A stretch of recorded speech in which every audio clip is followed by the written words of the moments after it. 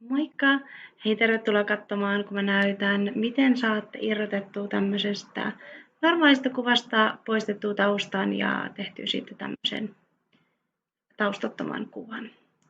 Ja tosiaan tämä on tehty ihan Canvalla, eli canva.com. Voitte mennä sinne ja tämä on ihan ilmainen ohjelma.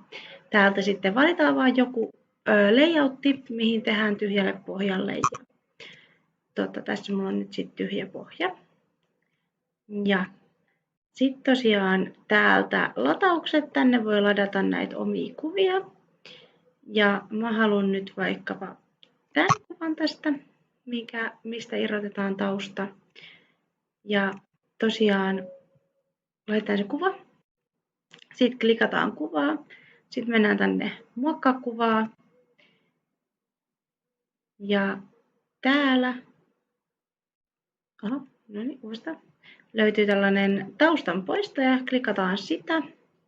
Ja sitten tämä tausta lähtee saman tien ja tämä tekee tosi hyvää jälkeä. Ja katsotaan, vaikka laitetaan tänne tällainen toinen kuva taustalle, niin näette sitten. Eli tosiaan tästä tulee tämmöinen ihan irtonainen kuva, mitä voisit liikutella mihin vaan.